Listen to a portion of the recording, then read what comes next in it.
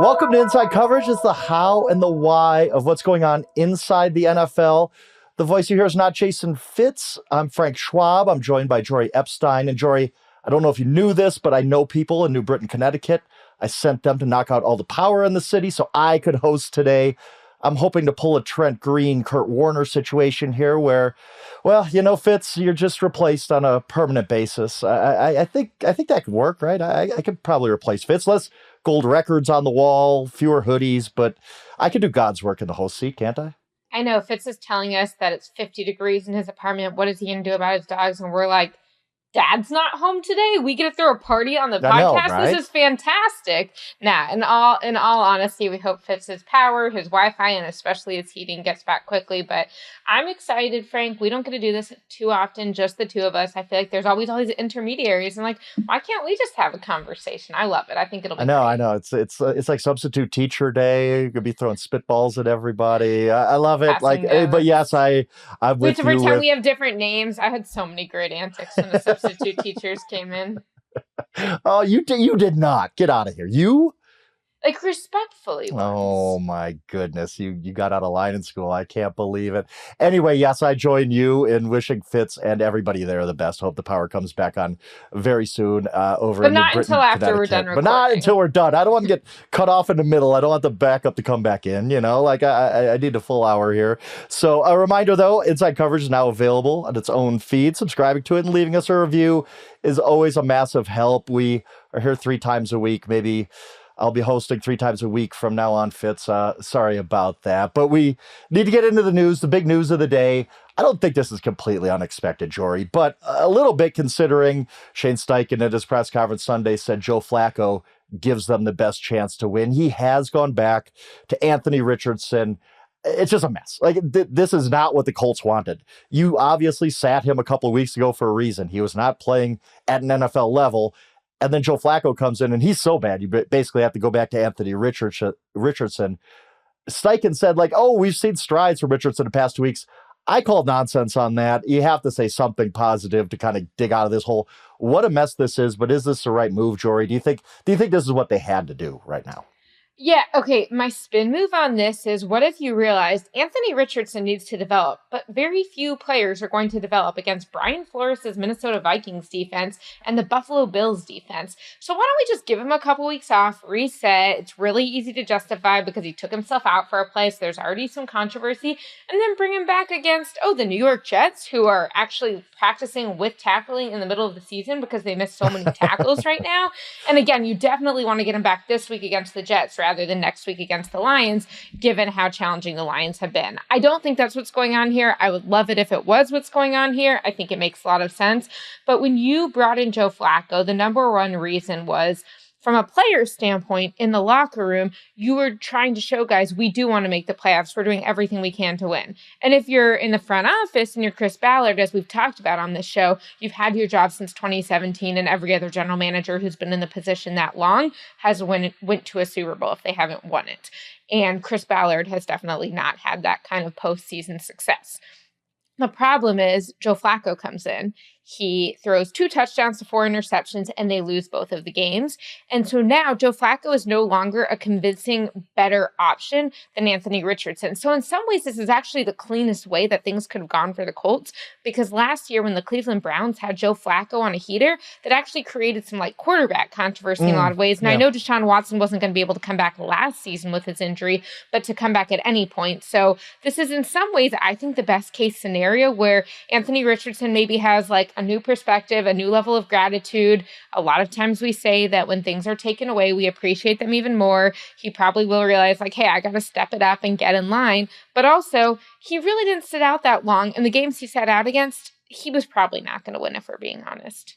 Yeah, I get that. But here's my take on the situation is, I don't think it's Anthony Richardson wasn't working hard enough, or he wasn't, I get what you mean, and taking it for granted. And, you do reach a new level of seriousness, I guess, once you've had your starting job taken away. But I don't really, from the outside looking in, think that was the issue. I just don't think he's kind of ready to be an NFL quarterback yet.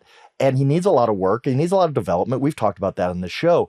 And I don't know that this 2 weeks have fixed anything. So my biggest problem is, I get it. This is very clean. Like, okay, well, Flacco struggled. You go back in. Now it's all fine and well going forward. But what if he struggles again? What if he's the same guy? What if 44% is what we see the next few weeks? I don't think you can flip the switch again. I don't think you can go back to Joe Flacco on December 1st or something. So I guess my question is, if nothing has been fixed, and I don't know why it would be in 2 weeks off, what do they do then? Do they just let Anthony Richardson struggle the rest of the season? That doesn't seem ideal to me, Jori. Yeah, so I think it's interesting because when they made this move, I checked what the Athletics playoff predictor said about the likelihood the Colts make the playoffs. And before I give you the answer, how likely do you think it is? For reference, when I was looking at the Cowboys yesterday, there was a 1% chance. What 1%? percent chance? Wow, so you're saying there's a chance. I don't think it's that low because I think the AFC is a lot weaker. So Yeah. I would actually say the Colts are in that 15% range. Okay, yeah, AFC South especially is weaker. I wouldn't say the Yeah. AFC as a whole, but yeah, 20% chance according to that model, given what Okay. their division looks like. And so I think that there is still some playoff ability, but my thing is I disagreed with the decision to sit Anthony Richardson when you did. And so that's why I agree with the decision to bring him back. You drafted the guy 4th overall. You said we are done with Band-Aids at the position. We're done with the Carson Wentz and Matt Ryan and everyone else who looks somewhat like that and maybe has a lot of kids like Phillip Rivers. I mean, they tried so many different options and they said, no, we need to go hit the home run, as Chris Ballard, their general manager, told me at training camp last year. And I've talked about that on the show, that Chris Ballard told me, we know this is going to be a roller coaster. We know there's going to be ups and downs, and we know this guy needs time to develop. Let's give it to him. So now, hopefully, not only Anthony Richardson has taken time to address the details, as Shane Steichen said, but hopefully the coaching staff has also considered, hey, what can we do to put Anthony in a better position? How can we give him a better chance to succeed? Some of that is definitely on Anthony. I'm not trying to relieve him of all the pressure, but this isn't everyone's situation, because this is not like, hey, Russell Wilson, Justin Fields, they're on 1-year contracts. If it doesn't work, we go on to the next thing. This organization needs this to work if they want to be competitive in the next few years. And everyone should be trying to make this work. Again, Aaron Rodgers, too. It's going badly for the Jets, but this is not what they expected their long-term solution to be. They paid a lot for it, but Anthony Richardson needs to be the situation. And so I think the best thing that could happen to the Colts for the rest of the year is they figure out, how do you make Anthony Richardson a successful NFL quarterback, whether or not that translates to wins in 2024. No, definitely. And especially with a guy like Richardson, when you draft him 4th, you're not dating, you really are getting married, because you're always going to tell yourself, well, he doesn't have a lot of experience. He could get better next year. He could develop into something. Whereas you can move on pretty quickly from a Josh Rosen, who was a 10th pick. You just say, this ain't it, and there's not a lot more upside. You're always going to talk yourself into Anthony Richardson getting better with more starts. But let me ask you, what do you expect from him the rest of the year? What do you think the Colts and Richardson look like over these last 8 weeks of the season? Ooh, that's such a good question. I mean, the biggest question first with Anthony Richardson will continue to be for years until he proves us wrong. Can he stay healthy? And if he can't, then we have much bigger questions, because then not only did they draft a guy who needs reps and who doesn't have the ability to play at a high level or read the defenses, which I'm not saying he can't get there. He just doesn't have the experience that a Jaden Daniels or a Bo Nix had coming in terms of seeing the defensive looks. I think, one, can he stay healthy? And two, can he make enough plays? As much as he came off a little bit arrogant in his last post-game press conference when he was like, I don't play like other quarterbacks. I know what I can do. Yeah. I also think he had some degree of logic that I understand, which is that to look at passer rating alone, that is based off a specific model of NFL quarterback that Anthony Richardson might not be. As long as he can make those crazy plays like that 66-yard completion that no one was expecting, that required all sorts of athleticism, if he can make 4 or 5 of those a game, he can get away with some of the other like bad plays, bad decisions. And again, his receivers and his targets have dropped a lot of passes this year. So I don't think he needs to be consistent and accurate and like dink and dunk. I don't think that's what they should be going for. I think they should get a few more completions, a few more, even if it's behind the sticks to Jonathan Taylor and basically manufactured running game through the passing game, but then also just hit on some of the downfield passes. Yeah, I think you're right. I probably haven't given enough credence to this, that Anthony Richardson is just going to be different than everybody else. Like he's not going to play the same game that we expect. Oh, like, the benchmark of 60% completion percentage, which is pretty much last in the NFL. He might be below that, but that's okay, because like you said, he can make plays nobody else can. He wasn't kidding when he said, I'm 1 of 1. Yeah, that actually is true. And maybe I harp too much on the completion percentage. You shouldn't say it, but I'm fine with it. Like, I don't mind a guy being confident like that. And he's true. I don't think he's wrong at all. I just think, yes, some of these stats I keep throwing out 44% because you can't be that low. I think we both would agree on that. But maybe there's a different benchmark for him. It's going to be really interesting just to see him the rest of the season and how the Colts react if he struggles. I think that's the big thing. If he plays well, great, cool, go along with your business. But if he struggles, what do you do then? Do you bring back Flacco? Do you do something else? I don't think you could turn back. I don't think you could bench him a second time. But we have to see how they react if he struggles, which is it's a real possibility. The Colts should not bring back Flacco again. That would be showing that they really, really give up on Richardson unless he's injured. The two quarterbacks that come to mind when I think of this discussion and the framework for it are Trey Lance and Bryce Young. Trey Lance, I understand that the San Francisco 49ers are in a great place and really have this awesome situation with Brock Purdy being the last pick of the draft. Soon he's going to get another contract, and he is so great for what Kyle Shanahan wants in the system. And I don't mean that as a knock. I mean that as a huge compliment in terms of the way he's able to run the offense and how he's able to process and play and move in the pocket and all of these things. That said, it's still a huge fail what the 49ers did with Trey Lance. They traded up for this guy, drafted him 3rd overall, and then he didn't end up playing much for them at all, and he has not played with any degree of consistency. Real quick, we didn't plan to talk about the Cowboys a little bit in your little viral quote that you got from Micah that made you an internet celebrity all Sunday. But are you surprised they're not going to Trey Lance? Because I sit here and I go, how bad must Trey Lance be to not even get a shot after what we saw to Cooper Rush? But that's what I want you to say. I understand that it is different to come in and start a game at quarterback than it is to, come in and start when you've had the whole week to prepare than it is to come in the middle of the game. But they did go to him multiple times. Like everyone's like, oh, they went to him for 2 snaps. No, they came back to him again. He completed 4 or 6 passes for no touchdown, for 21 yards and an interception. So he did not look good in that game. I understand He didn't have favorable circumstances, but he did not provide a spark. And I mean, I guess you could say it's better than Cooper Rush, who had 45 yards on 23 pass attempts.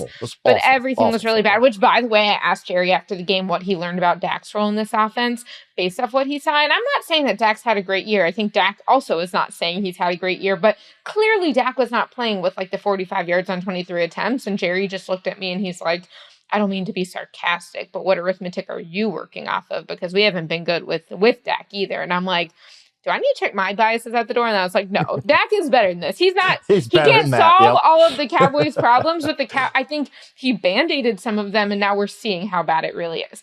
That said, back to Trey Lance, seeing what Trey Lance did against Philly this past week, and I was at that game, kind of reminded me of this guy still has not figured out. I don't know if he ever will. I hope for him, and I hope for just football that he does. But part of that is because he doesn't have the experience, and part of that is because the development appears not to have been working.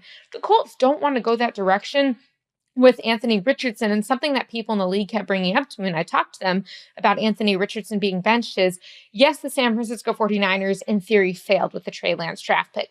They also had the luxury of failing with it because they didn't need to go back to him because they had Brock Purdy. The Colts don't have that savior waiting. They don't have the Brock Purdy there. So they need this to work, which is why I think this is important. The other thing that's interesting with Bryce Young is I am curious whether the Colts would be going back to Anthony Richardson this week if the Panthers had not gone back to Bryce Young, which, by the way, started at first because of an unfortunate car accident that Andy Dalton was in when I believe he sprained his thumb. And then Bryce has now won 2 games. One of them was against the Giants. One of them was against the Saints, who fired their coach. I'm not saying that Bryce has figured out everything, but he does look better than he looked before. But I do wonder if they're looking at this and say, hey, well, the Panthers showed that you can go back to a quarterback in the world, not be completely set on fire. And the last thing I'll say is something I hear a lot when people talk about the Panthers in terms of people who work for teams is Dave Canales was hired to fix Bryce Young. He was hired to make Bryce Young successful. Yes. Shane Steichen also hired to make Anthony Richardson work. He was not just hired to make it to the playoffs or just about make it to the playoffs with Gardner Minshew. And so while I don't think Shane Steichen's on the hot seat now, and I think he has a longer leash than Chris Ballard because of how long they've each been there and because of what Shane did in his first year, this is not just about the franchise working. In a very basic way, if Shane Steichen wants to keep his job for the long haul, he probably has to make it work with Anthony Richardson, which brings me back to my comment I made last week when I was talking to someone who is pretty close to the Saints organization. And I said, be honest with me. Is there ever a good time to rebuild? Is there ever a good time to tear it down? What is that threshold if it's not now? And he said, who are you asking me this question like, from what perspective are we looking at this? Because if you're the owner, it's one question, but if you're the head coach or general manager, unless you're Jerry Jones, who's the general manager and the owner, you never really have a long enough leash that you'll be able to guarantee or even feel confident that you will survive a rebuild. So all of this is to say, Shane Steichen and Chris Ballard need Anthony Richardson to work. Yeah, I definitely agree with that. And speaking of young quarterbacks struggling, Chicago Bears made a move after seeing Caleb Williams struggle badly the last couple of weeks. They let go Shane Waldron, their offensive coordinator. Thomas Brown's going to fill in for him. You visited both these guys at camp. What do you think of this move? Was it the right move? Was it the right timing for the move? I think something had to happen. Look, they didn't score a touchdown in back-to-back games for the first time since 2004. We could all watch the Bears offense and say, this is broken, something needs to change. Was this the right move at the right time for the Bears? Yeah, Frank, clearly you've got your hosting situation down, because what a smooth transition, since the context I just smooth, gave for the it? Indianapolis Colts applies here for the Chicago Bears, which is that Fitz, I'm telling you, you're in trouble. Fitz is never getting back. This is Kurt Warner throwing New 4 touchdowns in the first game. Outage is going to be infamous in sports journalism in the coming years. Oh, he just texted us. What did he say? He probably said, stop the show. Anyway, going back to this, Matt Eberflus, the head coach of the Chicago Bears, does not look like he's going to be the head coach of the Chicago Bears in 2025. I'd be happy to be proven wrong. I do think in past years we've seen what he's done with this defense and some of these things, but he doesn't have a lot of options now. Now, the Bears have historically not ever fired a head coach in season, which I think is defensible, by the way. Unless you have a guy waiting. I think it's dumb, Jori. I'm sure you think it's dumb. This is classic stuff. Frank, you wanted the Bears head coaching. You wanted the Bears coaching staff fired week 2, and you wanted Deshaun Watson to week. No. You definitely were advocating for that. You guys both were advocating. No, you're right. Fitz, yeah, okay. Fine. I don't know. You're hosting now, so you're basically Fitz. I'm basically Fitz without the gold records. Yes. And you also wanted Jameis Winston starting week 1. So I wasn't wrong about that. I wasn't wrong about that one, but yeah. I think all the Bears hold on to this whole we're so proud we'd never fired a coach in midseason. Who cares? You're not raising a banner for that. But my point is not that they need to have history and loyalty. It's that if you're the Saints, people with the Saints organization told me that Darren Rizzi, their interim coach, interviewed really well for the position when Dennis Allen interviewed for the position. So they're now trying to test it out. There's no one really on the Bears staff that you're testing out with this. So I think instead what you want to do is, what can we figure out? What can we assess? Give Matt Eberflus his last-ditch chance. And his best option here was, not only did the Bears not score a touchdown in the last 2 games, Caleb Williams has not thrown a touchdown in 3 games. You can't have that be the case when you draft the first overall guy. You can lose, but you gotta have something going on. He got sacked 9 times by Patriots defense that has not been particularly pass rush and sack heavy through this year, and certainly not consistently. I mean, again, their head coach, Gerard Mayo, was the one who was saying that their defense was playing soft, their team was playing soft, and they were letting down Drake May. So I think they didn't have much choice but to make a change. And the most drastic one within the confines of what they do as an organization was to get rid of the offensive coordinator. I think part of this was on Shane Waldron. I think part of this is on Caleb Williams. And part of this is the whole ecosystem. Our colleague Charles Robinson wrote back in December of last year how executives said, hey, this is a guy who likes to extend the plays. He likes to get creative. And someone's going to have to taper him in a little bit because you can't do that when your offensive line isn't good, but you also can't do that when you don't have the degree of understanding of how some of these coverages are working. This is not going to be as easy at the college level. I was talking to someone with another team who has been involved in the development of a rookie quarterback on Monday night, and I was saying, okay, Thomas Brown comes in. What do you think that Thomas Brown can do? And I also think Thomas Brown is interesting because he was one of the rotating cast of offensive coordinators for Bryce Young last year with the Carolina Panthers. And I don't say that as a knock of oh, look, he ruined Bryce, he's going to ruin Caleb. I don't think that's the case. I think that he saw a whole lot of dysfunction for a rookie quarterback last year with Bryce Young, and he learned from it. And it may or may not work now, but I think that he already understands. He told me during training camp, one of the things he learned was there are a lot of people who want to have their voice in the quarterback's ear, and especially for a rookie quarterback who's going to, by nature, be so overwhelmed by all of the new stimuli that he has coming into the league. You need to filter that. You need to make sure that, hey, maybe a lot of people are part of this process, but they shouldn't all be talking directly to the quarterback. when I asked this person, like, what do you expect from Thomas Brown and how would you go about getting Caleb Williams ready? I think it's interesting because initially this person was like, well, Thomas has a run game background. He was a running back. He coached running backs for a while, even though he did also coach tight ends under Sean McVay. He really has a lot more experience on the run side of the game. And to me, I'm like, well, how do you justify to your ownership in your front office having a run game with Caleb Williams? But I think we should look at what Cliff Kingsbury has done with Jaden Daniels. And that was when they started off, like the first couple of weeks, I mean, the Bengals defender was saying that of like, oh, he's running a college offense. They're not actually asking their quarterback to do anything. And then look what Jaden Daniels became. This is not about forever keeping Caleb Williams from being Caleb Williams and making the out of structure plays. This is about slowly being like, hey, we need to start somewhere and you need to have a foundation for some of those easier completions that set up the run game and have the run and pass game play off each other so that you can eventually get there. And I think that is super interesting. I think this is a league where people and particularly defenses are figuring out the pass game, but the run game is having a bit of a resurgence. So if you can tap into that with Thomas Brown's run game experience, that would be great. And then on top of that, we have so many guys, including Shane Waldron, who have been in some sort of McVay-Shanahan system. Thomas Brown learned the system from Sean McVay himself. So he really understands the nuances of it. And I think that he will put his own spin on it, but I think that can help in terms of, okay, how can you use the system to limit exposure to your rookie quarterback and even make it like the way that the person described it to me was, if you have a couple plays where it's an easy check down, it's a run, you're able to marry these things, that can sort of take the pressure off the quarterback for those plays and allow them to reset because our bodies are wired for this fight or flight. And these quarterbacks are dealing with that if you can have a few plays throughout that are basically resets without them having to stop, that's huge. The main thing is they had to do something, right, to get Caleb back on track because you don't want to ruin him. And we talk about that a lot. I don't know how real it is or not, but we see guys, the biggest thing I think is getting into bad habits. And you could see Caleb getting into bad habits. He's taking way too many sacks. He's holding the ball way too long. He's trying to be USC final season there, Caleb, where just everything was on his shoulders when, yes, you need, and a bunch of people have pointed this out, including our own colleagues, Nate Tice, Charles McDonald, of just how broken the Bears offense was. There wasn't a lot of easy looks for Caleb Williams. There wasn't a lot of creativity in the route combinations. There wasn't a lot of pre-snap motion to help Caleb out. Like they needed to do something. They couldn't just keep doing this the whole season. So I don't know if Thomas Brown is the magic elixir here or anything, but I think they did need to make this move right now. You can't wait. You can't let Caleb sink deeper and deeper into the slump and then the last 4 weeks of the season try to get him out of it. Like do something right now,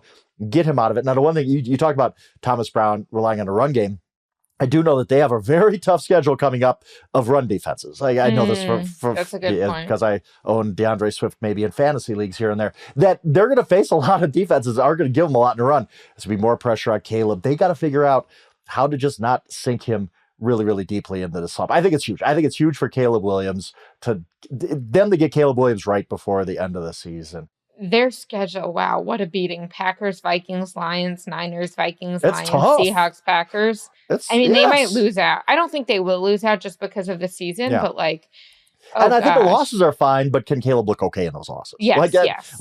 You're not going to go 4 of 16 for 25 yards as he did through 3 quarters against the Commanders. Like, you just can't have that anymore. It's just... The last question I want to ask you, Frank, is I know that to try and like describe what's going on with any kind of quarterback trend is challenging because we're using analytics and we're using trends to describe something that is a human dynamic variable conversation. But how is Drake May doing what he's doing? Because I'm not saying Drake May has been perfect, but I did all of this research on rookie quarterbacks and when they should and shouldn't start. And all of these general managers and head coaches were like, if you don't have an offensive line, that is the biggest thing I would worry about. Yeah. Patriots don't have an offensive line. And Drake May is actually like showing that maybe he should be in there. He probably should. So what is he doing or what are the Patriots doing that are allowing him to at least have some degree of success? If not, I'm not talking about wins and losses. I'm talking about being a functional quarterback. And is there anything the Bears and Caleb Williams can learn from that?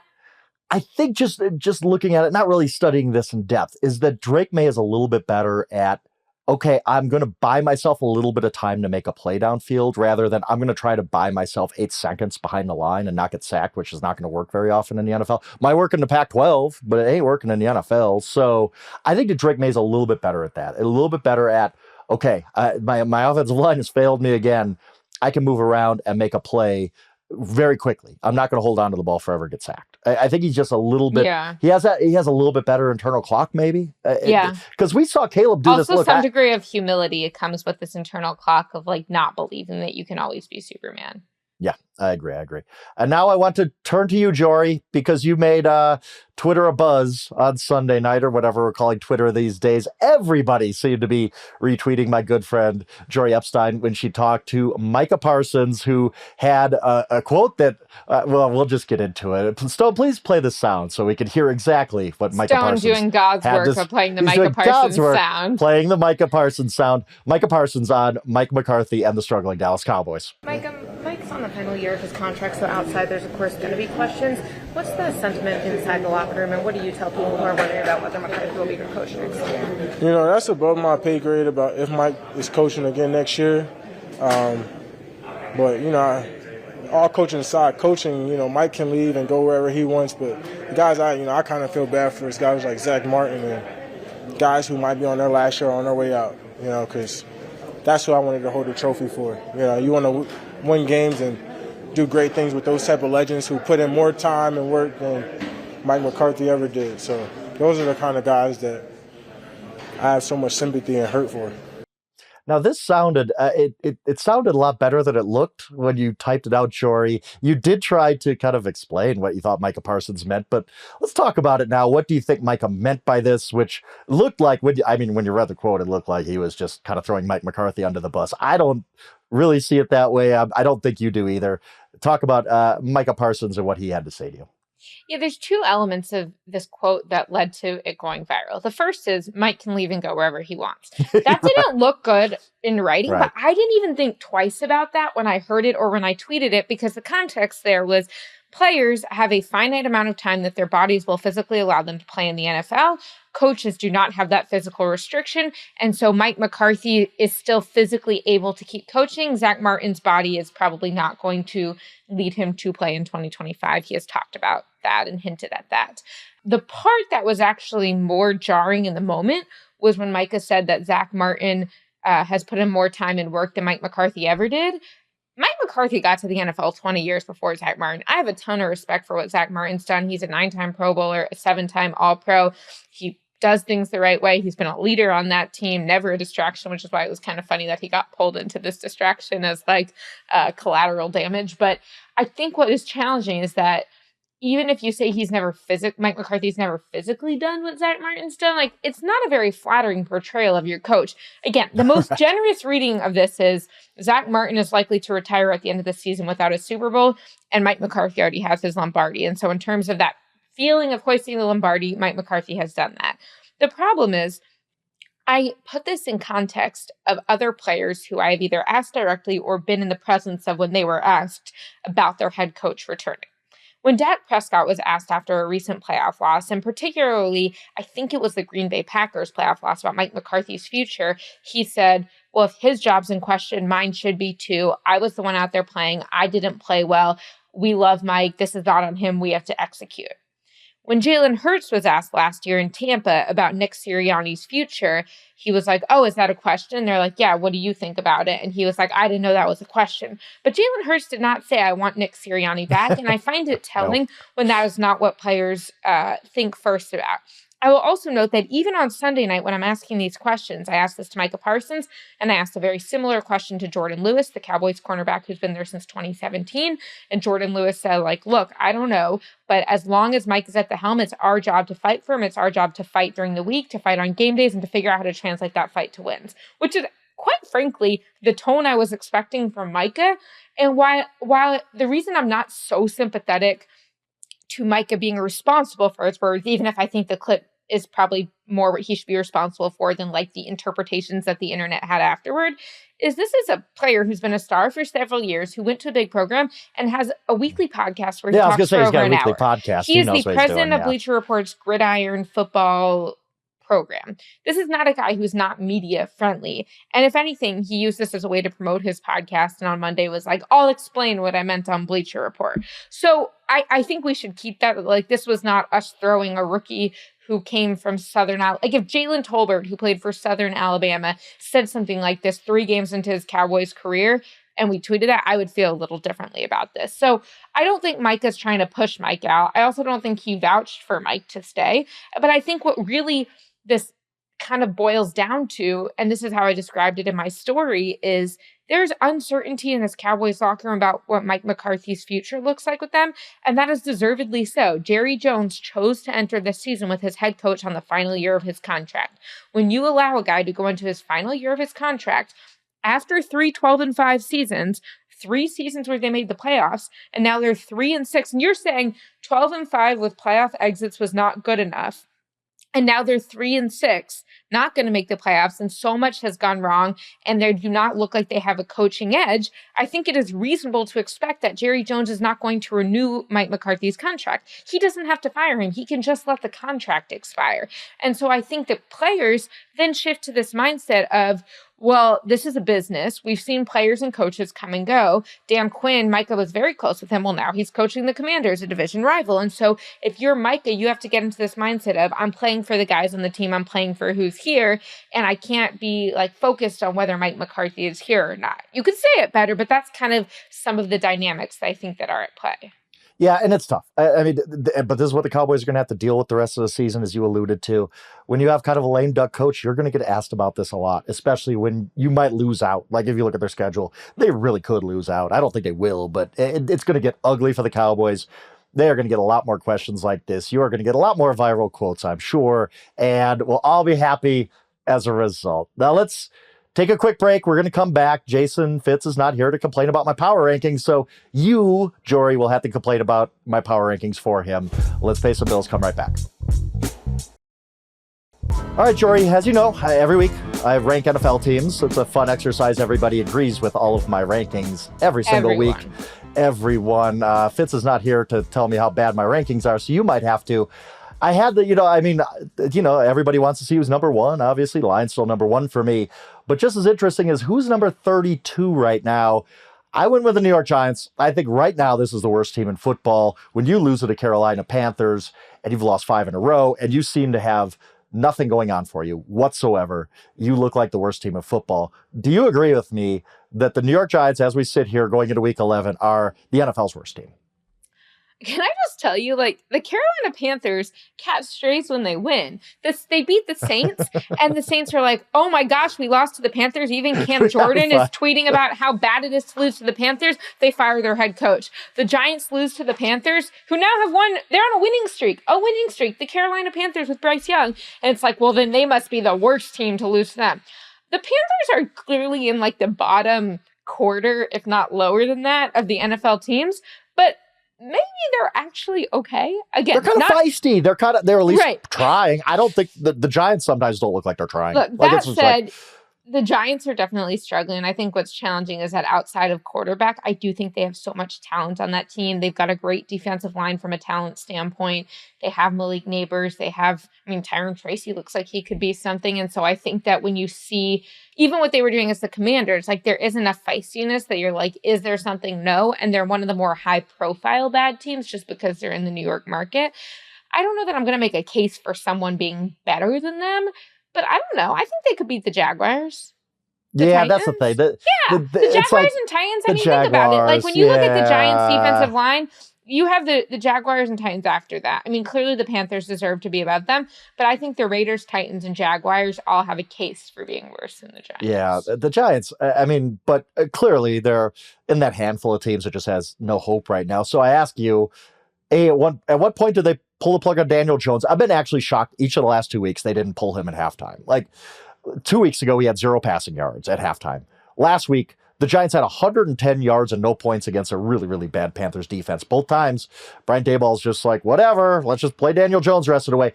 Do they turn to Drew Lock at some point? And as a bigger picture question to this, are there big changes coming for the Giants after the season? I think we all know quarterback will probably change, but does Daboll gone? Is Joe Shane gone? What do you think of when Drew Lock might start and what happens to the Giants after the season? Okay, you said why didn't they pull him at halftime of the Washington game, but he ended up having 2 touchdowns in the second half, 2 passing it wasn't touchdowns, wrong, and a but rushing I just touchdown. was. He had 3 touchdowns in that He game did. combined. Well, And he had, 174 passing, but 54 rushing. And so I think that Brian Daboll knew what he was doing by not pulling him. The bigger question to me is not if you should be pulling him because of his performance, it's whether you should be pulling him because of the ways you are on the line financially if he gets hurt, which we've seen with Derek Carr, we've seen with Russell Wilson in recent years, that teams definitely aren't afraid to do that. I don't want to be so cynical about the way that front offices work, but I'm about to be cynical nonetheless, as I preface that. You are so cynical, Joey. So which is to cynical. say, all of this, like, what does this mean for the head coach and general manager? I think Joe Shane and Brian Daboll want to win. I do. I also think, as we saw on Hard Knocks very publicly, that especially Joe Shane made very clear to ownership that he did not believe in Daniel Jones this year. So I don't think that he is on the line for his job based on what Daniel Jones is doing this year, because he already said, if anything, it's proving him right of I told you, and he kind of wants to be proven right on some things, I would imagine, given that the Saquon Barkley decision did not go down as planned and he's looking really good with the Eagles.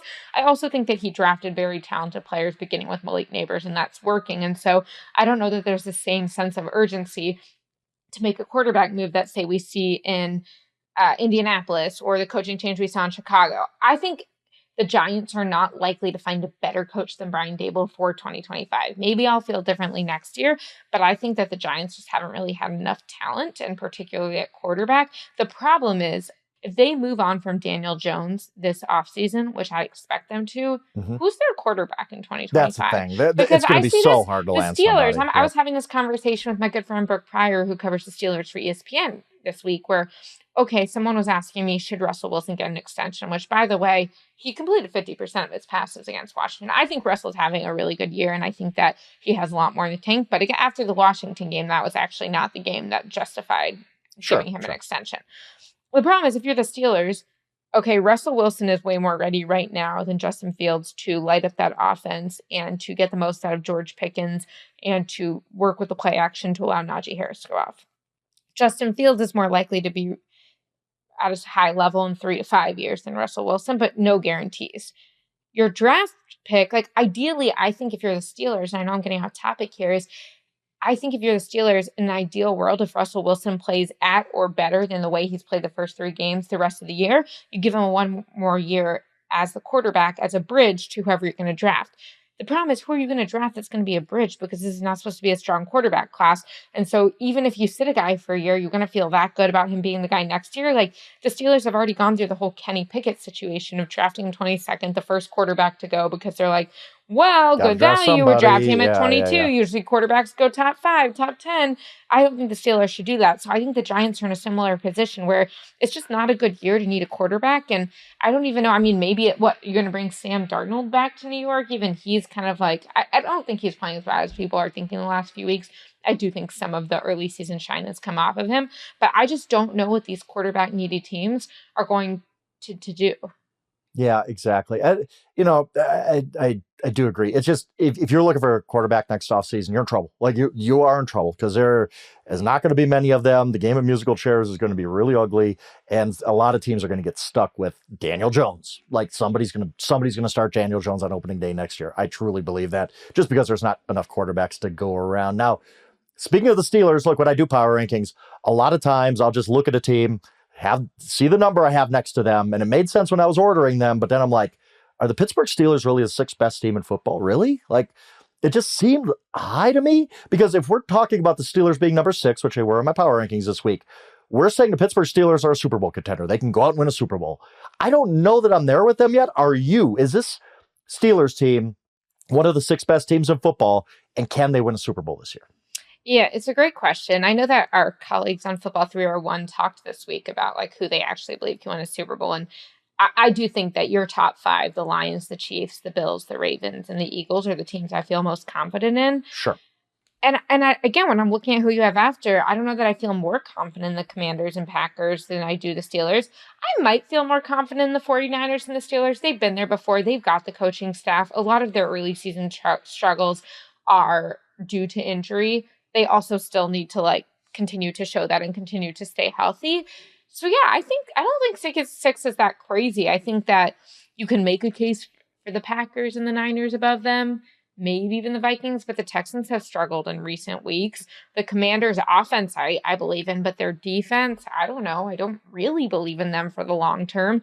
And so I think when you look at the Steelers and you know that you can rely on that defense, and again, we talked about it, but like Russell Wilson will continue to develop. And I think that is one of the reasons I would believe in them, is because that offense is not working. They're not on week 10 working together. They're on week 4 working together. Mm-hmm. And so I think that the offense should continue to get better, and that Mike Tomlin also always gives you a little bit of an edge. So I'm sorry, I'm supposed to be Fitz disagreeing with you, but that's okay. know. It's nice to not have Fitz here arguing with me. I can't lie to you. My whole thing with the I will Steelers say, and though, where they rank. here's what I'll say. I think they're the 6th best team in football. I also don't think they're necessarily going to go far in the playoffs, because, again, they're going to have to come in as a wild card team, and they are going to become... Really? Are they? We sure? Because they get the Ravens at home on Sunday.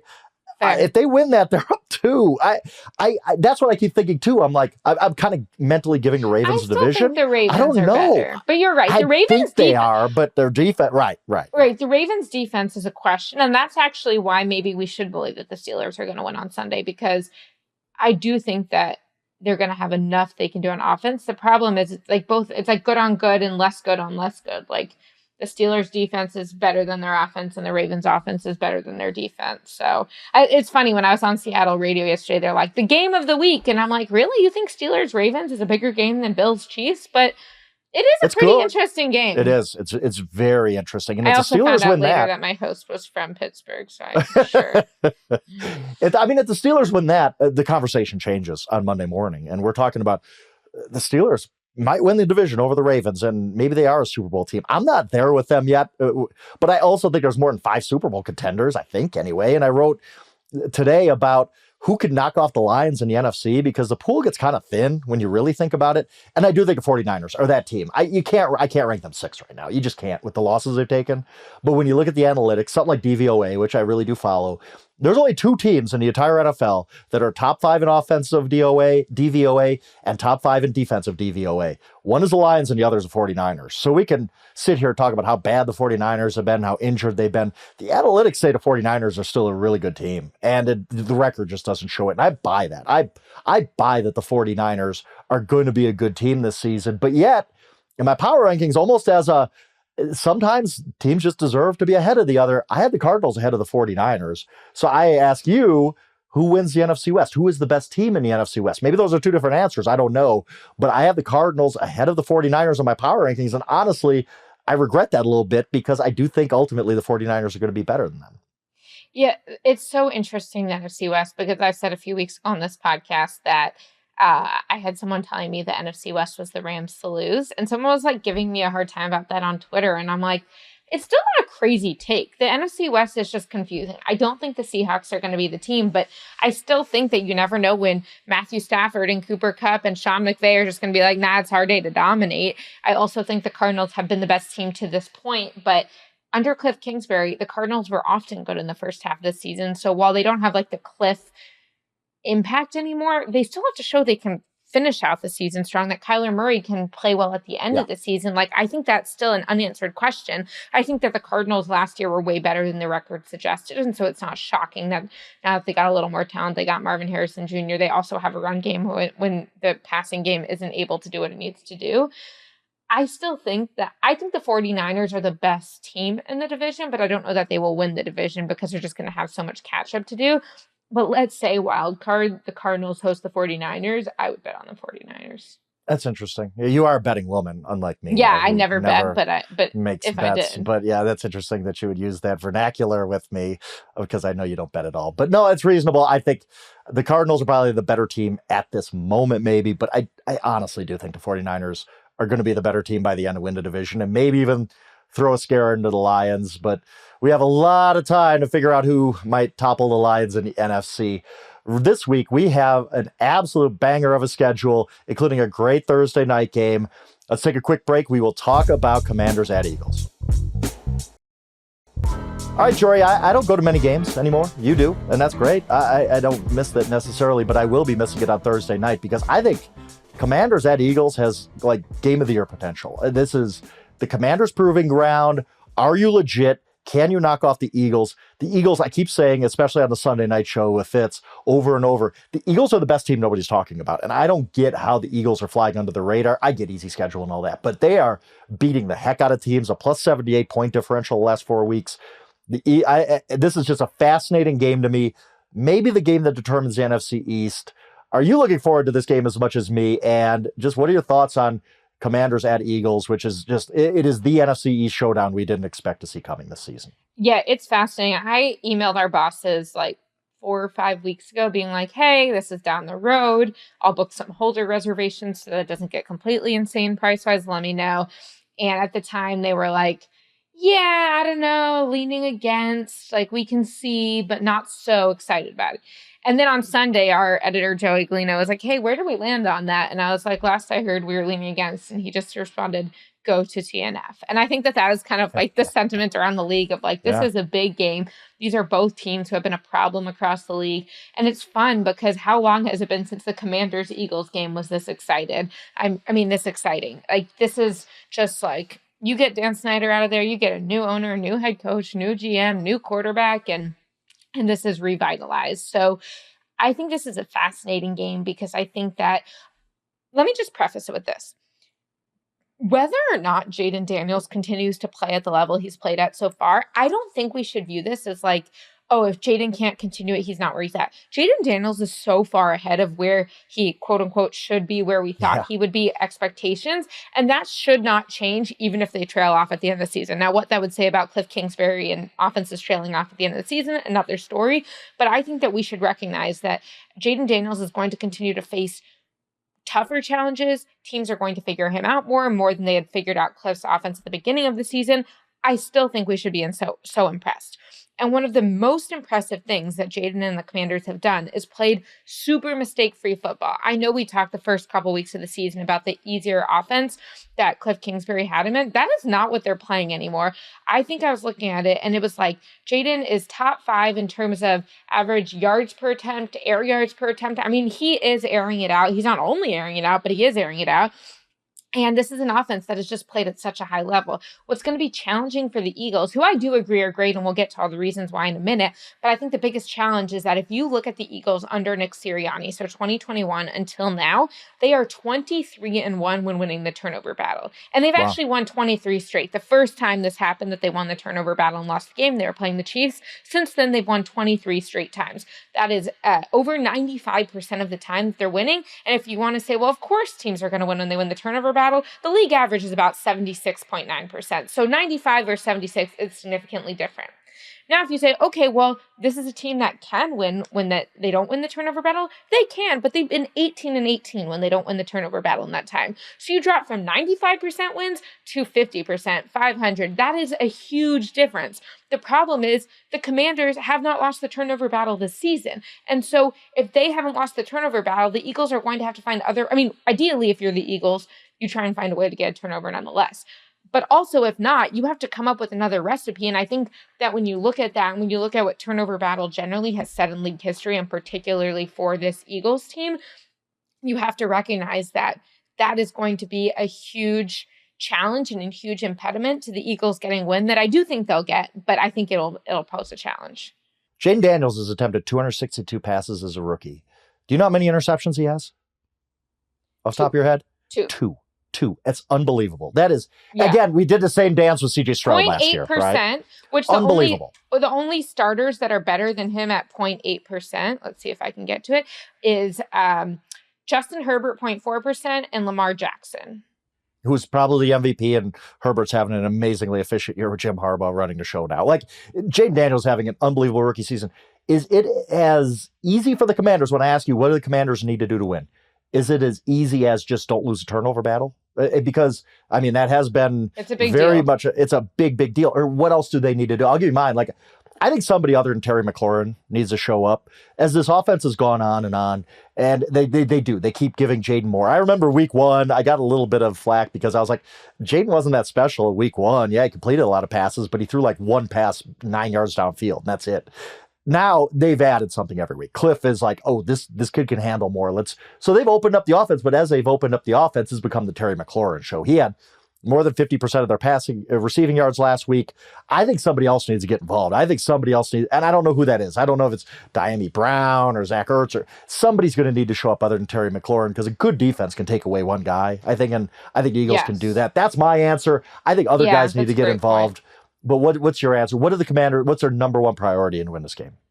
Oh, I'm so happy for Terry McLaurin that he finally is being talked about this way. He deserves it. He's Andy Dufresne at the end of Shawshank. I don't want to be too man. Ex-Cowboys bias. I do think Noah Brown, though, beyond his Hail Mary, I do think he has a degree of physicality that will line up well against the Eagles.